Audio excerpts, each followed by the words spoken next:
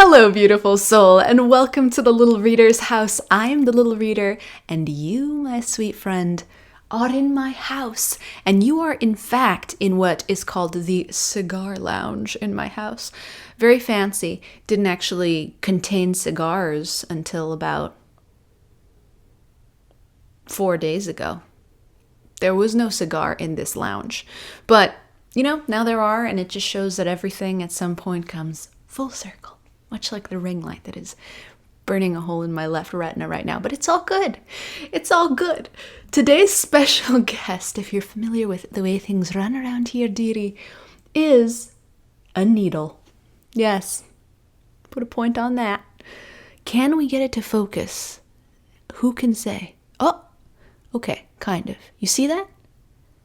You see it. What I would like you to see, beautiful soul, if you've got seeing eyes, all good if you can't, you can feel it instead, is the point on this needle.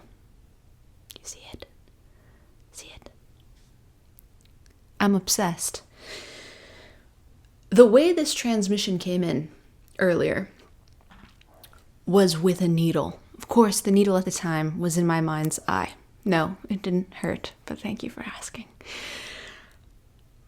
That point, as it was revealed to your humble channeler, is the point on which our entire lives are balanced.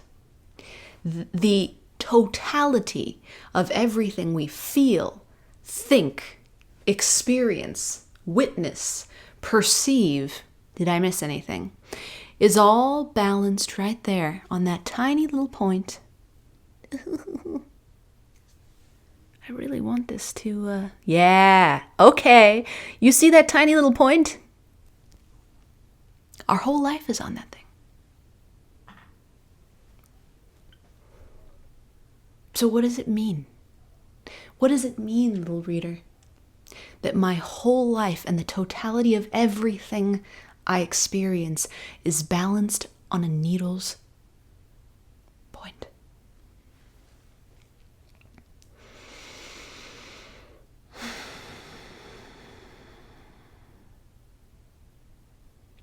What it means, beautiful infinite soul, is that we're good. That you and I are good. And as long as we exist, we may not like what we're experiencing. Our patterning may balk and resist and rear up against the experiences that we're having. But we're all good. As long as we're alive, we are completely balanced on this point. Safe, protected by a thing called grace.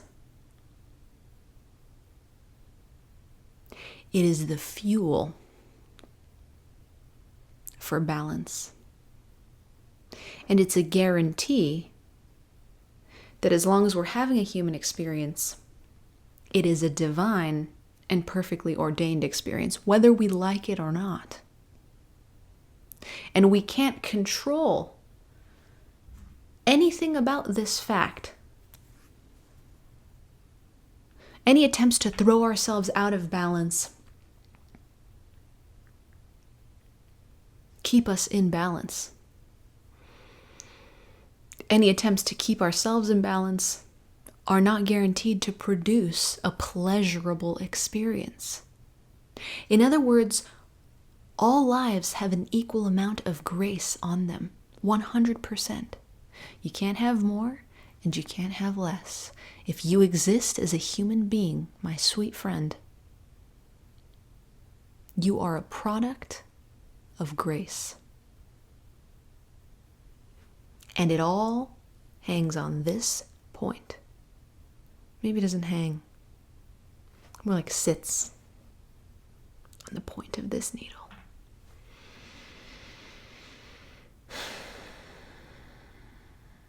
Whether or not we feel at peace or we feel anxiety, sitting on that needle's point. Whether or not we feel like everything's okay or everything's a dumpster fire We're sitting on that needle's point. As long as the white light of awareness animates this form, grace is running the show. Make it practical, little reader. Make it practical. I can do that.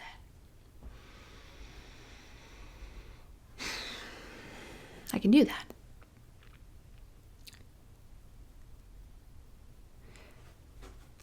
Well, I almost missed my armrest.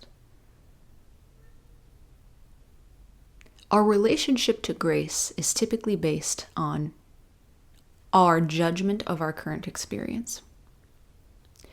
So, we use the mind, we're very mind forward as humans, as a species right now.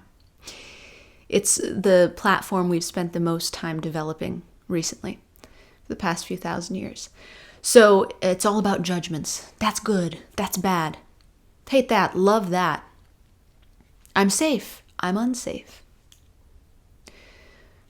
The judgments arise from patterning. The patterning of the form dictates the patterning of the mind, etc., etc. A lot more in the transmissions here in the house if you want to learn about that. So our relationship to grace is dictated by those judgments. When everything's going swimmingly, money in the bank, lover or multiple lovers on the bed, children are all happy, healthy, fed, the empire is growing, the neighborhood is a nice place to be, then we're like, oh my God, God's grace is just so abundant. It's so abundant. I'm so blessed. Now, I'm keeping it practical here, per the request of the divine. As soon as all those things disappear or get taken away in an instant, we question the grace, even if we put on that real faithful show. Now, I can't speak for every individual's relationship to the divine. I can only speak to my own. And as a fellow human being, I know that when the goods get taken away, we start asking the question, am I still in grace?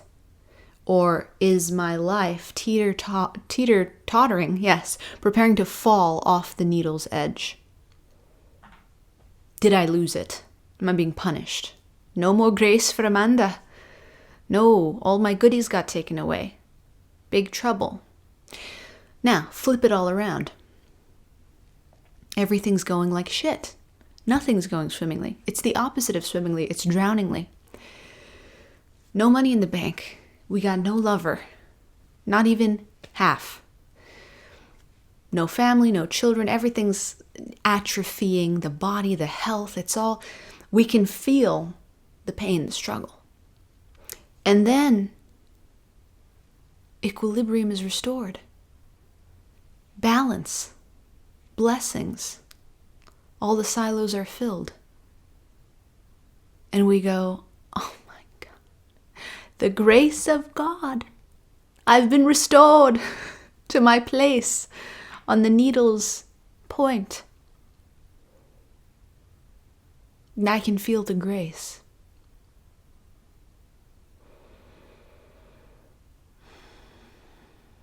Our relationship to grace is mental.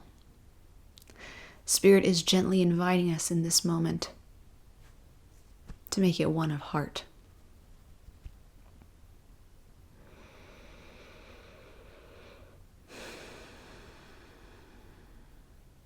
Whether things look like they're going well or they're going poorly, be assured, beautiful soul, that you are dipped in grace, covered in it.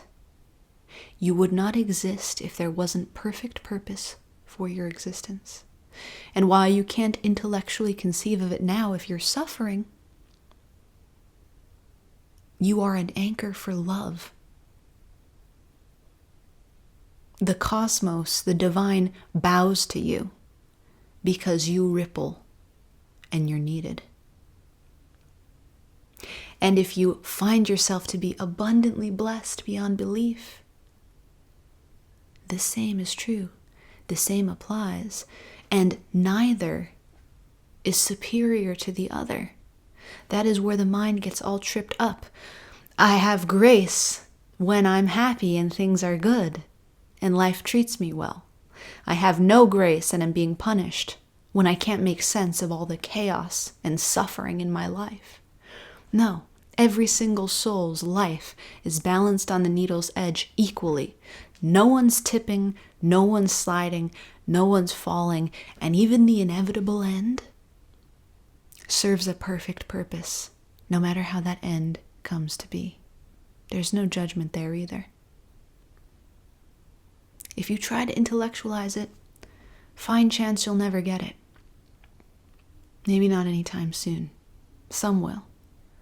But even the intellectual grasping of it doesn't provide the satisfaction and fulfillment that Spirit's inviting us to today. You are being invited to understand grace, not just as a feeling, but as a knowing that surpasses intellectual understanding. It can't be chomped on by the brain because the brain's too busy trying to make some people superior and some people inferior. Same with all circumstances. It's not a mean thing. It's the mind's way. We love you, mind. But if we dip into the heart, the sacred heart,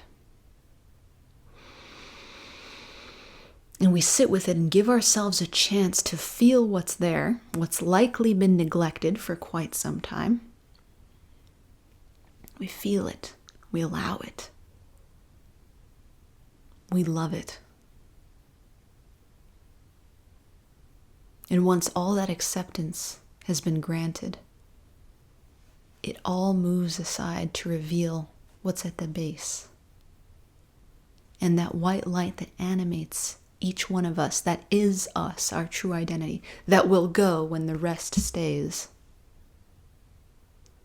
That light is grace.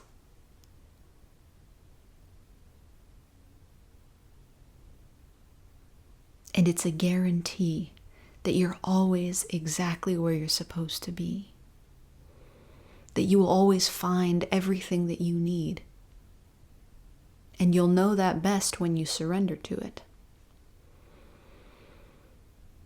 And if you can become aware of the white light, center of the chest, especially if you develop a practice, sweet soul,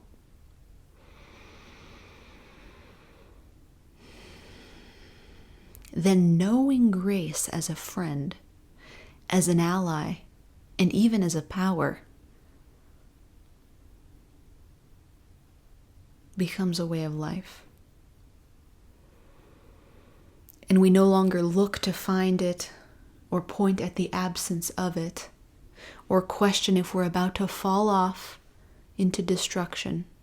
There is no falling off. We're all sitting up here.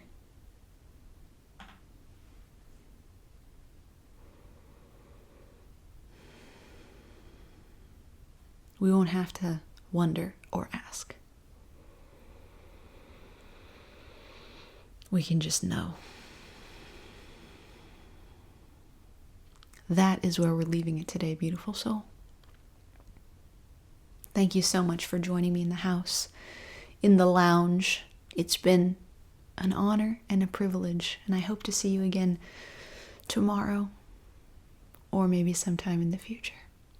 Until then, I'm sending you all the love I've got, always more, never less, because you are so very worthy of it. Bye for now.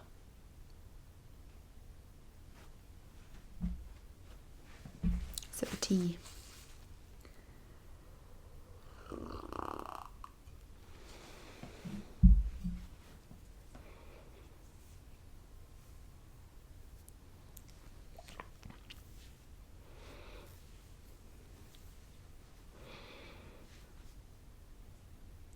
Oh, you're still here, my sweet friend.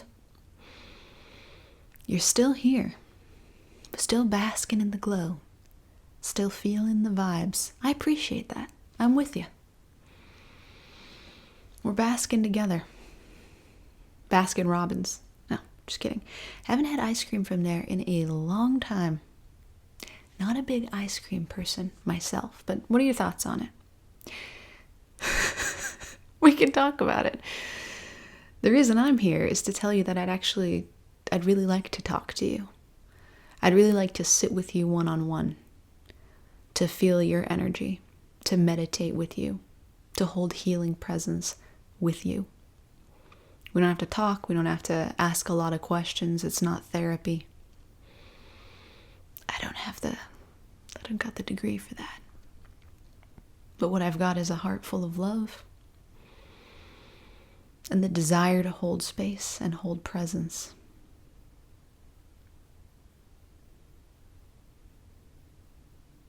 To touch your heart and teach you to touch it. So that in all the days to come, you have a practice to fall back on, to find grace in, and to feel that peace that surpasses understanding firsthand. So if that interests you and you feel the call, my website's down below.